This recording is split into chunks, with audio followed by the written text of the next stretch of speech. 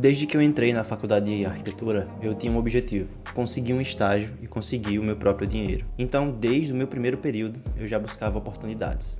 E de vez em quando, em algumas vagas de emprego, aparecia que era necessário currículo e portfólio.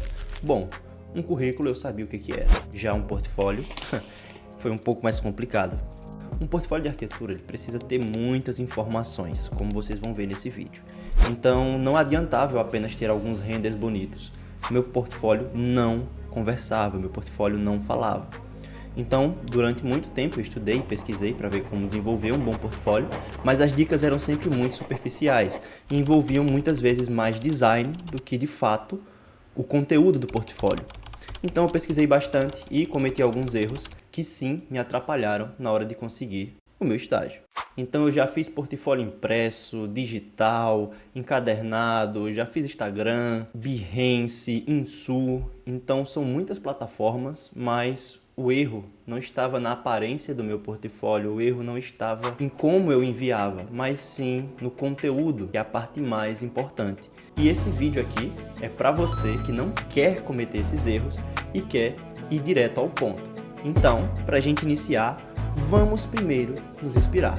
Bom, para iniciar eu quero sair do óbvio. Eu não quero iniciar mostrando para você simplesmente portfólios de arquitetura. Quero mostrar para você portfólios de outras áreas também. Mas calma, não sai do vídeo agora porque você vai entender o porquê. Normalmente, quando nós arquitetos, estudantes de arquitetura, designer de interiores, procuramos fazer nosso portfólio, a gente vai direto ali no Pinterest, no Google, como eu mostrei para vocês, e digita portfólio de arquitetura, portfólio de design, de engenharia. E os resultados que a gente tem acabam sendo muito confusos. Porque, primeiro, você não sabe se você gostou do design do portfólio, se você gostou das informações do portfólio, se você gostou do projeto, tá? Então são três coisas para você avaliar simultaneamente, o que acaba te deixando confuso.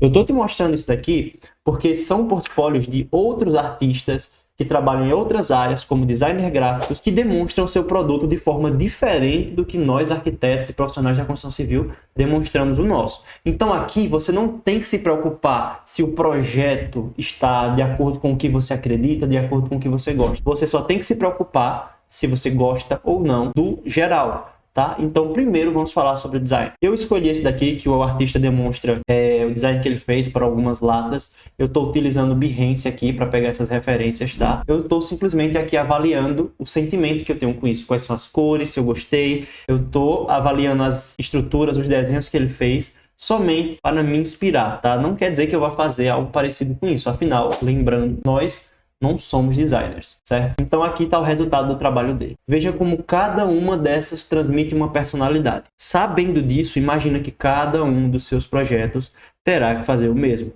Transmitir a personalidade, a sua que fez o projeto, ou a do seu cliente, a qual você fez o projeto, ou ao seu estudo de caso que você fez em sua faculdade, por exemplo. Vamos ver outros exemplos agora, por exemplo, dessa parte aqui de maquiagem, como eles utilizam as cores para transmitir uma sensação, como a edição da imagem, certo? Você primeiro precisa saber o que você quer, para depois você buscar fazer o que você quer. Então, cuidado quando você for buscar suas referências e ir direto para portfólios profissionais, que parecem revistas, que demonstram os projetos de forma clara e objetiva e acabar se frustrando.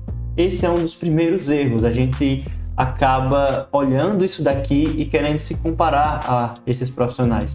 Então, por isso que normalmente quando eu quero desenvolver um projeto, um portfólio ou alguma coisa mais gráfica junto à minha equipe, eu busco referências que não são necessariamente de profissionais da área da construção civil. E isso ajuda na inspiração e isso ajuda a você buscar fontes diferentes do que está todo mundo buscando e acaba surpreendendo, tá? Primeiro vamos falar sobre o que não fazer. Um erro bem comum é você achar que o seu portfólio é um álbum de fotos. E aí você acaba fazendo o seu portfólio como se fosse uma revista, tá? A gente que trabalha em construção civil, a gente sabe que arquitetura, construção civil, design de interiores, não se trata apenas do resultado final.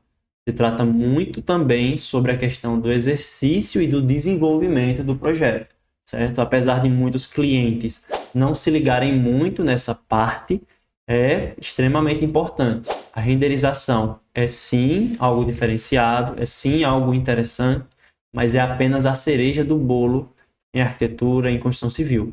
tá? Então, sabe fazer bons renders, você tem boas imagens, tudo bem. Mas junto dessas imagens, coloque informações importantes que ajudam você a esclarecer como você chegou a esse projeto. Pois a gente tem que ter noção, primeiramente, de uma coisa: para quem é o nosso portfólio. Então, sabendo disso, a gente consegue descrever qual será o formato do portfólio, qual será o conteúdo que estará dentro desse portfólio. Então, uma coisa que vai te diferenciar na hora de você desenvolver o seu portfólio é você saber qual é o objetivo do seu portfólio, para quem é esse portfólio, tá? Porque existem vários formatos. Os mais comuns são o formato aqui de apresentação, né? Aqui, paisagem, que é bem comum, e o formato aqui, que é o formato de retrato, tá? Aquele na vertical.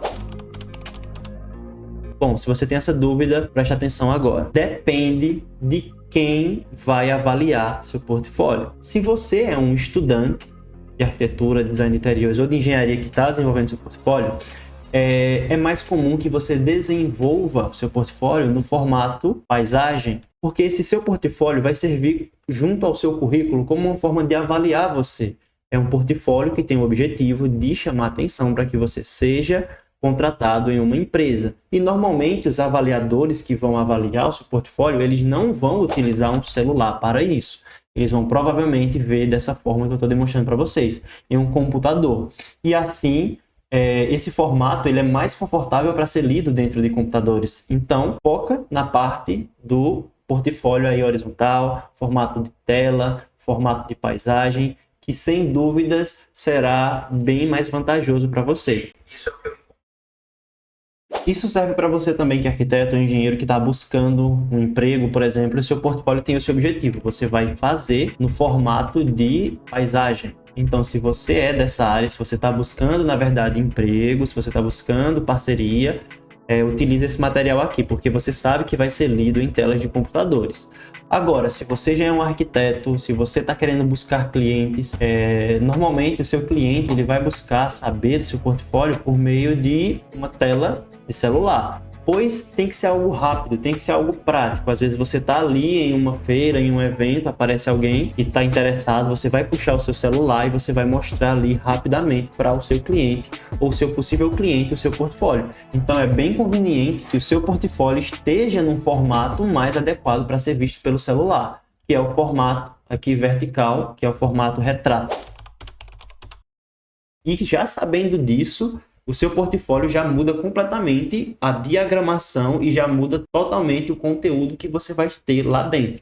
Então, se você é um estudante de arquitetura e você quer ser contratado por uma empresa que é focada em projetos residenciais e você só tem projetos comerciais, tudo bem, apresenta o que você tem. Mas se você tem a mesma quantidade de projetos residenciais e de projetos comerciais, foca em projetos residenciais, para o seu cliente, que nesse caso é o avaliador, entender que você tem experiência nessa área, mas não deixa de fora alguns dos seus projetos comerciais também, porque aí você vai demonstrar a sua facilidade de andar entre esses dois mundos e a sua experiência, porque o portfólio é um complemento do currículo, é onde você demonstra as coisas que você de fato sabe fazer. Então, sabendo disso, se o seu portfólio é para uma empresa específica que trabalha numa área específica e você tem trabalhos nessa área, usa eles, já começa com eles, não enrola, vai direto ao ponto. E aí, em seguida, você pode complementar o seu portfólio com alguns materiais extras, mas lembre-se, são materiais extras. Não envia para o e-mail profissional, para o e-mail de uma empresa, um portfólio que tenha, sei lá, 40 páginas, porque isso vai atrapalhar muito você, pois a pessoa não vai ver todo o seu material, ele vai passar o olho assim rápido, então ele tem que chamar atenção e ele tem que ser bem útil. Já se você é um arquiteto experiente, tá? Eu recomendo que você tenha mais de um portfólio, porque se você está conversando com alguém que é um cliente, um possível cliente da área residencial, ele não vai querer saber da parte comercial. Se ele é da parte comercial, a parte residencial não vai interessar tanto ele assim. Então, às vezes, ao invés de você ter um portfólio gigantesco, onde o cliente vai ter que buscar ali o que ele gosta, o que ele não gosta, faz 2 portfólios menores, tá? Divide eles dois ali, sei lá, 10 páginas para cada e coloca os projetos pertinentes, certo? E não se esqueça, existem portfólios online também, como por exemplo o seu Instagram. Então preste atenção no que você posta lá também. Olha, eu sei que isso pode parecer clichê, mas esse vídeo já deu mais de 10 minutos e eu acabei dividindo ele em 2 partes. Então se você gostou desse conteúdo, se inscreve no meu canal, curte o vídeo, que quando esse novo vídeo sair, provavelmente ele vai aparecer nos seus vídeos recomendados. Obrigado por ter assistido e lembre-se, a faculdade te ensinou arquitetura. Eu vou te ensinar a ser arquiteto. Até a próxima e fui!